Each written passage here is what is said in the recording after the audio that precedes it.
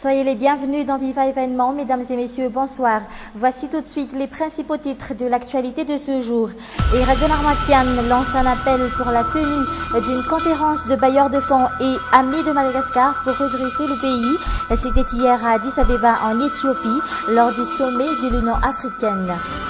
Les résultats définitifs des législatives attendus pour le 6 février prochain, selon le président de la Cour électorale spéciale, François Rakhtuzak.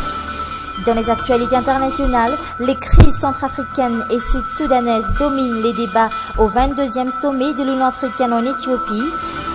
Et enfin, la Chine célèbre depuis ce jour le nouvel an chinois, placé sous le signe du cheval cette année.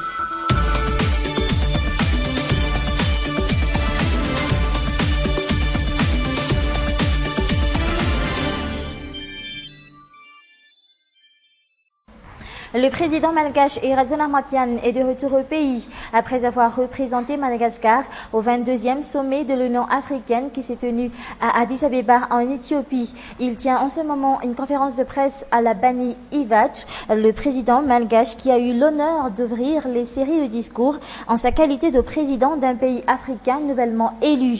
Erazzon Armapian a profité de l'occasion pour lancer un appel à la communauté internationale et les pays amis de Madagascar pour la tenue d'une réunion dans un délai de 3 mois, une sorte de conférence des bailleurs de fonds et amis de Madagascar, afin d'aider la grande île à trouver les financements indispensables pour la reconstruction de Madagascar après la crise. Et toujours en politique, les résultats définitifs des législatives seront connus dans moins d'une semaine, le 6 février pour être plus précise. En ce moment, les membres de la Cour électorale spéciale se penchent sur les nombreuses requêtes qu'ils ont reçues, requêtes qui risquent fort de changer les résultats dans certaines circonscriptions électorales. Zoramian Souf et Nzaradian Souf.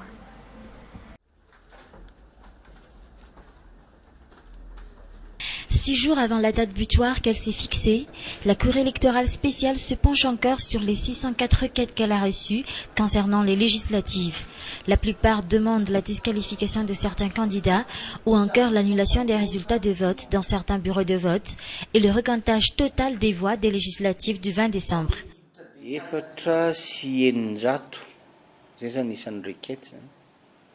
Nous avons reçu 604 requêtes.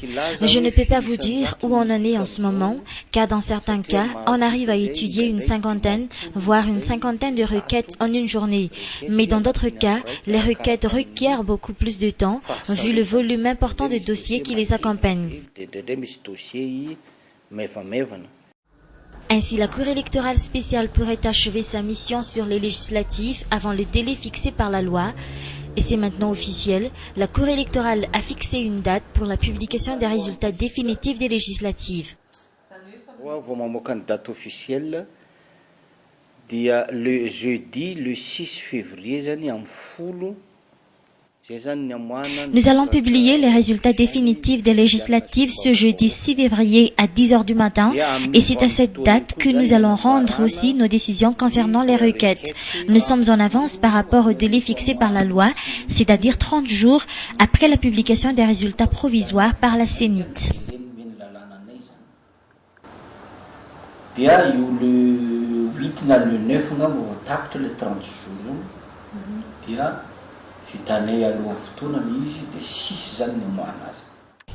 Plus que 6 jours et on saura les noms des nouveaux locataires de l'Assemblée nationale. Le débat sur la nomination d'un Premier ministre s'en suivra et devra prendre de l'ampleur. Selon la Constitution malgache, il revient au parti ou groupe de partis majoritaires à l'Assemblée nationale de nommer le futur Premier ministre. Et dans un tout autre sujet, la mort du petit Kevin et de son frère Ange a profondément touché les Tananariviens. Ces deux petits garçons ayant trouvé la mort dans l'attentat à la bombe de samedi dernier. Ainsi, demain matin, un groupe de simples citoyens rendra hommage à nos deux victimes en déposant des gerbes de fleurs à l'endroit même où ils ont été grièvement blessés, c'est-à-dire à Anous, là où la bombe a explosé. Le cœur de Ange, le frère de Kevin, est en ce moment dans la maison familiale à Ndjifanambuzanahar. Toute la famille, surtout le père, est encore sur le choc. Anna Muriel. La dépouille mortelle du petit Ange quittera le domicile de ses parents à Ndjifanabuzanahar demain à 11h. Après avoir reçu des soins intensifs à l'hôpital Ajiara, le frère de Kevin, l'autre enfant victime de l'attentat à la bombe de samedi 25 janvier, a succombé à ses blessures. On l'emmènera à l'église Assemblée de Dieu à Nosibé pour un culte, puis l'enterrement se fera à Alassour, au caveau familial. Dans un élan de solidarité et de compassion, de nombreux citoyens ont tendu la main à la famille éplorée en leur offrant des soutiens financiers qu'ils ont reçus. Nous avons reçu toutes les aides qu'on a bien voulu nous donner. Alinda, l'aînée et l'unique fille de la famille, elle aussi grièvement blessée lors de l'attentat à la bombe, sortira enfin de l'hôpital demain. Sa vie est totalement hors de danger. Au moins une bonne nouvelle pour cette famille, dont la vie est entièrement détruite en un rien de temps. Et en parlant toujours de cet attentat à la bombe, on sait maintenant que 8 personnes ont été arrêtées par les forces de l'ordre et selon la gendarmerie qui a procédé aux arrestations, ce sont tous des proches du docteur Jean-Louis Robinson. Les responsables de la gendarmerie qui affirment toutefois que ces personnes sont pour l'instant suspectées d'avoir trompé dans ce triste événement et ne sont pas encore reconnues coupables des faits. Parlons à présent du tourisme. Nous sommes encore dans la période de basse saison touristique. La capitale reste prisée par les touristes étrangers, malgré le fait que la plupart des sites touristiques de la ville d'Emile ne sont pas valorisés, ce qui ralentit encore un peu plus le développement de ce secteur à Antananarivo, étant donné que la capitale n'est qu'une étape pour la majorité des touristes étrangers. Une enquête signée Anne Moriel Nzarandiansou. Cela fait maintenant 15 ans que Arana tient le rôle de guide touristique sur la Haute-Ville. Pendant toutes ces années, il a eu le temps d'apprécier ces endroits touristiques à sa juste valeur. Aujourd'hui, Arana estime qu'il mérite beaucoup plus de considération, surtout concernant la sécurité des lieux.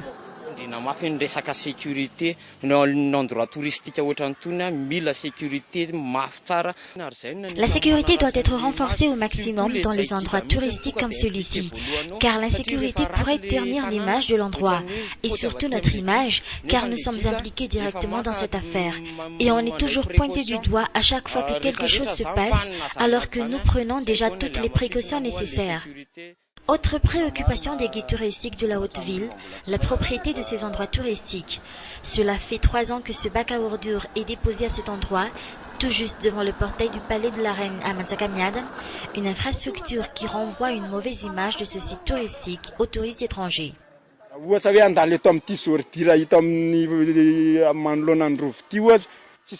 Si vous voulez visiter le palais de la Reine, vous devez passer par là. Nous sommes obligés d'expliquer aux touristes pourquoi ce bac à ordures se trouve à cet endroit. Et pourtant, nous ne sommes pas responsables des ordures. C'est le boulot de la commune urbaine d'Antananarivo. Et pourtant, la ville d'Emile a encore beaucoup à faire pour retenir plus d'une journée les touristes. Antananarivo, longtemps considérée comme une ville de transit pour les touristes étrangers, aujourd'hui, l'Office régional du tourisme à Nalamangue y travaille, à commencer par l'extension de la durée des circuits touristiques proposés aux touristes ou encore par la mise en place de balisages sur les chemins des touristes. Depuis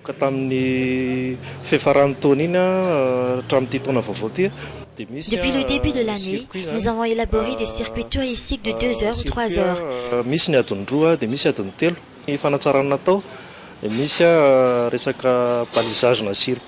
Nous avons aussi mis en place des balisages sur les circuits de la Haute-Ville pour guider les touristes surtout. C'est une sorte de guide pour les touristes.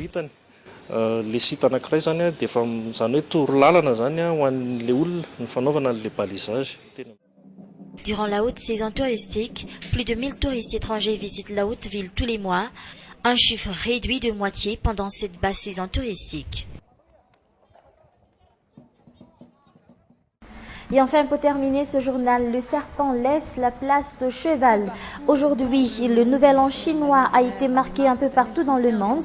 L'année lunaire démarre cette année le 31 janvier et c'est la plus grande fête du calendrier chinois.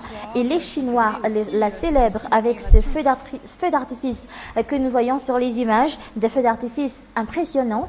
C'était à Pékin hier soir.